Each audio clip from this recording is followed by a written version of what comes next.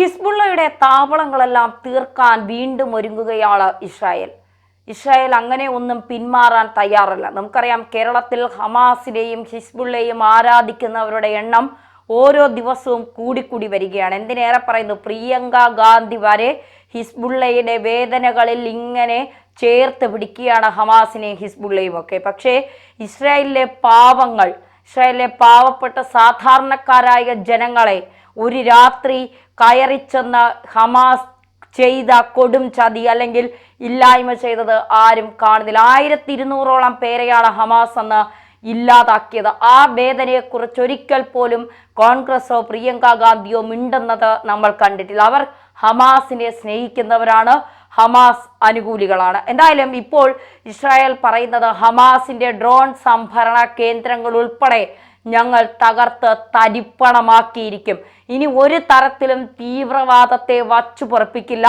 ഞങ്ങളുടെ ഒരു ജനത്തെപ്പോലും, ഒരു സാധാരണക്കാരനെ പോലും, ഒരു പിഞ്ചു കുട്ടിയെപ്പോലും തൊടാൻ ഞങ്ങൾ അനുവദിക്കില്ല എന്ന് തന്നെയാണ് ഇസ്രായേൽ ഹമാസിനും ഹിസ്ബുള്ളയ്ക്കും ഒക്കെ നൽകുന്ന താക്കീതുകൾ. നമുക്കറിയാം, ഹമാസിന് ഒരു തലവൻ വന്നാൽ നിമിഷ നേരം കൊണ്ട് ഇസ്രായേൽ അയാളുടെ തലയറക്കും. ഹിസ്ബുള്ളയ്ക്ക് ഒരു തലവൻ വന്നാലും അങ്ങനെയാണ്, നിമിഷ നേരം കൊണ്ട് അയാളെ തീർത്ത് കെട്ടുന്നതാണ് നമ്മൾ കണ്ടിട്ടുള്ളത്. ഇതുമായി ബന്ധപ്പെട്ട് ഇപ്പോൾ പുറത്തു വരുന്ന വിവരങ്ങൾ, ലെബനൻ നഗരമായ ബെയ്റൂട്ടിൽ വൻ ആക്രമണമാണ്. ഇസ്രായേൽ വ്യോമസേനയാണ് ശക്തമായ വ്യോമാക്രമണം അഴിച്ചുവിട്ടത്. നവംബറിൽ ഇസ്രായേലും സായുധ സംഘമായ ഹിസ്ബുള്ളയും തമ്മിലുള്ള വെടിനിർത്തൽ കരാറിന് ശേഷം ഇപ്പോൾ ഇതാദ്യമായിട്ടാണ് ബെയ്റൂട്ടിന്റെ തെക്കൻ പ്രദേശങ്ങളിൽ ഇസ്രായേൽ സേന വൻ വ്യോമാക്രമണം നടത്തിയിരിക്കുന്നത്. ഡ്രോണുകൾ സൂക്ഷിക്കുന്ന ഹിസ്ബുള്ള താവളങ്ങൾക്ക് നേരെയാണ് ബോംബ് വർഷിച്ചതെന്ന് ഇസ്രായേൽ സേന വ്യക്തമാക്കുന്നുണ്ട്. വലിയ പൊട്ടിത്തെറി ശബ്ദത്തിൽ ലെബനൻ ഒന്നടങ്കം ഞെട്ടിയിരിക്കുകയാണ്. ലെബനനിലെ തെക്കൻ പ്രദേശമായ ദഹിയയിൽ ആക്രമണം നടന്ന സ്ഥലത്ത് നിന്നും കട്ടിപ്പുക ഉയരുന്നത് കാണാമായിരുന്നു എന്ന് മാധ്യമങ്ങൾ റിപ്പോർട്ട് ചെയ്യുന്നു.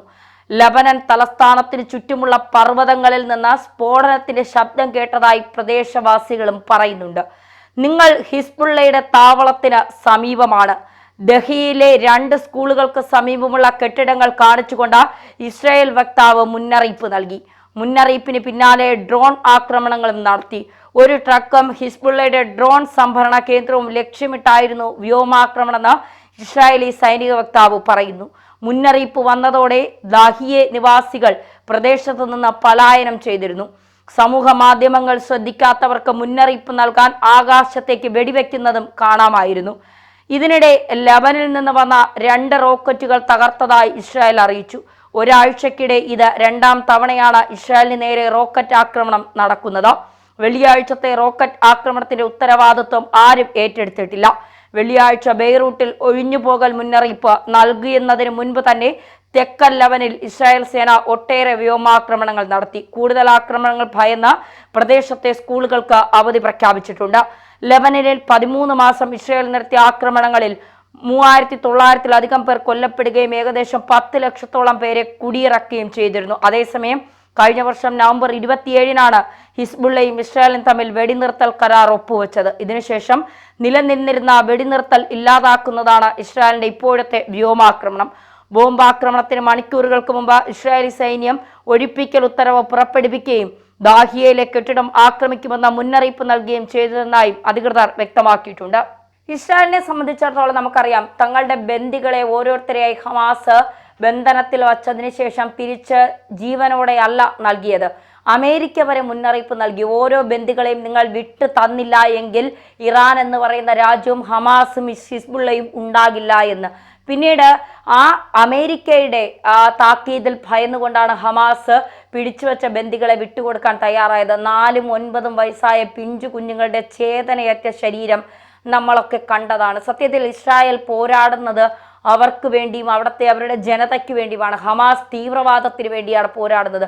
നമുക്കറിയാം, തീവ്രവാദത്തെ ഒരു രാജ്യങ്ങളും അംഗീകരിക്കുന്നില്ല, പക്ഷേ കോൺഗ്രസ് അത് അംഗീകരിക്കുന്നുണ്ട്. ഹമാസിനെ പിന്തുണയ്ക്കുന്നതിലൂടെ കോൺഗ്രസ് മുന്നോട്ട് വയ്ക്കുന്നത് അത് തന്നെയാണ്, ഞങ്ങൾ തീവ്രവാദത്തെ പിന്തുണയ്ക്കുന്നു എന്നാണ്. എക്സിൽ പ്രിയങ്ക ഗാന്ധി ഇട്ട പോസ്റ്റും അങ്ങനെ തന്നെയാണ്. ഏകദേശം 130ഓളം കുട്ടികൾ ഹമാസിന്റെ അല്ലെങ്കിൽ ഇസ്രായേലിന്റെ ആക്രമണത്തിൽ കൊല്ലപ്പെട്ടു എന്നാണ്. അപ്പോൾ പ്രിയങ്ക ഗാന്ധി എന്തുകൊണ്ട് ചിന്തിക്കുന്നില്ല, ഹമാസിനെ അല്ലെങ്കിൽ ഹിസ്ബുള്ള ഹമാസ് ഒക്കെ വേട്ടയാടി കൊല ചെയ്യപ്പെട്ട ഇസ്രായേലിലെ സാധാരണക്കാരെക്കുറിച്ച്, ഗർഭിണികളെക്കുറിച്ച്, ജനങ്ങളെക്കുറിച്ച്, കുഞ്ഞുങ്ങളെക്കുറിച്ച്, ആശുപത്രിയിൽ ജോലി ചെയ്യുന്നവരെക്കുറിച്ച്, അവിടുത്തെ സംവിധാനങ്ങളെക്കുറിച്ചൊന്നും എന്തുകൊണ്ട് ആഗ്രഹിക്കുന്നില്ല? ഇസ്രായേലുകാർക്കും സമാധാനം വേണം. ഇസ്രായേൽ പോയി ഇറാനെ ആക്രമിച്ചതോ ഹമാസിനെ ആക്രമിച്ചതോ അല്ല. 2023 ഒക്ടോബർ 7-ാം തീയതി അവരുടെ ഒരു സംഗീത പരിപാടിയിൽ ഹമാസ് ഓടിച്ചെന്ന് കയറി 1200ഓളം പേരെ കൊന്നു തുടങ്ങിയപ്പോഴാണ്, കൊന്ന് തീർത്ത് അവരുടെ കലി അടക്കി തുടങ്ങിയപ്പോഴാണ് ഇസ്രായേൽ പ്രതികരിച്ചു തുടങ്ങിയത്. അതെന്തുകൊണ്ട് ഇവിടെ ആരും മനസ്സിലാക്കുന്നില്ല? കേരളത്തിലെ ഓട്ടോറിക്ഷയുടെ പുറകിൽ യഹ്യാ സിൻവറിന്റെ പടം ഒട്ടിച്ചുകൊണ്ട് ഇതാണ് ഞങ്ങളുടെ ദൈവം, ഇതാണ് ഞങ്ങളുടെ ആരാധനാമൂർത്തി എന്നൊക്കെ പറഞ്ഞുകൊണ്ട് ഇത്തരത്തിൽ തീവ്രവാദികളെ അനുകൂലിക്കുന്ന നിലപാടുകൾ ഉണ്ടായി. ഇവിടെ പലസ്തീന് വേണ്ടി ജയ് വിളിക്കുകയും ഐക്യദാർഢ്യം പ്രഖ്യാപിക്കുകയും പലസ്തീന് വേണ്ടി ഘോരഘോരമായി പ്രസംഗിക്കുകയും ചെയ്യുന്നവർ എന്തുകൊണ്ട് ഇസ്രായേലി ജനതയെ കാണുന്നില്ല? അവരും മനുഷ്യരല്ലേ? അവർക്ക് വേണ്ടി സംസാരിക്കണ്ടേ? അവർക്ക് വേണ്ടി പോരാടണ്ടേ? അവർക്ക് വേണ്ടി നിൽക്കണ്ടേ? ഹമാസ് എന്ന് പറയുന്നത് ഒരു തീവ്രവാദ സംഘടനയാണ്. ഇറാനിലെ സാധാരണ ജനങ്ങളോടൊപ്പമാണ് ഇസ്രായേൽ എന്താണ് പറഞ്ഞത് ഇറാനോട്? നിങ്ങളെ ഞങ്ങൾ രക്ഷിക്കും, നിങ്ങൾക്ക് സ്വാതന്ത്ര്യം തരും, സ്വാതന്ത്ര്യത്തോടെയുള്ള ഒരു രാജ്യം നിങ്ങളെ ഏൽപ്പിക്കുക എന്നതാണ് ഇസ്രായേലിൻ്റെ ലക്ഷ്യമെന്ന്. അതായത് ഇറാനിൽ കുറേ ആളുകൾ ഇപ്പോഴും ശ്വാസം മുട്ടിക്കിടക്കുകയാണ്. ഇറാൻ എന്ന് പറയുന്നത് ഒരു മതരാഷ്ട്രമാണ്. മതത്തിൻ്റെ മേൽ പിടിമുറുക്കിക്കൊണ്ട് അവിടുത്തെ ജനങ്ങളെ ഇങ്ങനെ മുറുകി വയ്ക്കുകയാണ്. മതം പറയുന്നത് മാത്രമാണ് ശരി, മതത്തിലൂടെ മാത്രമേ ജീവിക്കാൻ പാടുള്ളൂ, മതത്തിലൂടെ മാത്രമേ മുന്നോട്ട് പോകാൻ കഴിയൂ എന്ന് പറഞ്ഞ് പഠിപ്പിച്ച് ജനങ്ങളെ സ്വാതന്ത്ര്യത്തിൻ്റെ പോലും ഒരു തരത്തിലും അടിമത്വത്തിലേക്ക് അവരെ കൊണ്ടുപോകുന്ന രാജ്യമാണ് ഇറാൻ. ഇസ്രായേൽ അപ്പോഴും പറയുന്നു, ഇറാനിലെ സാധാരണക്കാരെ ഞങ്ങൾക്ക് വേണ്ട, ഇറാനിലെ സാധാരണ ജനങ്ങളെ ഞങ്ങൾ ദ്രോഹിക്കുന്നില്ല, ഇറാനിലെ സാധാരണ ജനങ്ങളെ ഞങ്ങൾ ആക്രമിക്കുന്നില്ല. അപ്പോൾ ഇറാന് വേദനിച്ചാൽ ലോകം മുഴുവൻ വേദനിക്കും, ഇറാനിലെ സാധാരണക്കാർക്ക് വേദനിച്ചാൽ ലോകം മുഴുവൻ വേദനിക്കും.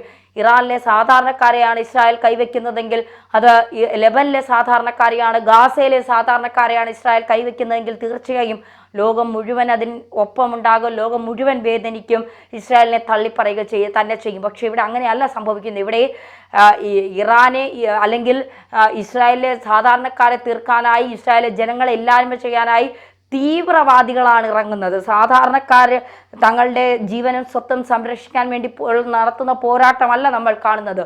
തീവ്രവാദികൾ അഴിഞ്ഞാടുന്ന ഒരു പോരാട്ടമാണ് നമ്മൾ കാണുന്നത്. അപ്പോൾ ഹിസ്ബുള്ളയെയും ഹൂത്തികളെയും ഹമാസിനെയും ഒന്നും വച്ചു പെർപ്പിക്കുന്ന നിലപാടുകൾ എടുക്കാൻ ഒരിക്കലും കഴിയില്ല എന്നുള്ളത് യാഥാർത്ഥ്യമാണ്. 4 വോട്ടിന് വേണ്ടി കോൺഗ്രസ് കാണിക്കുന്ന ഇത്തരം നിലപാടുകൾ അതൊരിക്കലും അംഗീകരിക്കാൻ കഴിയില്ല എന്ന് തന്നെയാണ്. പ്രിയങ്കയ്ക്കുള്ള ഹമാസിൻ്റെ സ്നേഹത്തിൻ്റെ ഒരംശം ആ വയനാട്ടിലെ ജനങ്ങൾക്ക്, ആ മുണ്ടക്കൈയിലെ ജീവിതം നഷ്ടപ്പെട്ട ജനങ്ങൾക്ക് വേണ്ടി കാണിച്ചിരുന്നു എങ്കിൽ എന്ന് പലപ്പോഴും നമുക്ക് ഓരോരുത്തർക്കും തോന്നുന്നു. പക്ഷേ 4 വോട്ടിന് വേണ്ടി അവർ ആരെയും മാറ്റിപ്പറയും, ആരോടൊപ്പവും ചേരും, ആർക്ക് വേണ്ടി നിൽക്കും. അതാണ് കോൺഗ്രസിൻ്റെ രാഷ്ട്രീയം.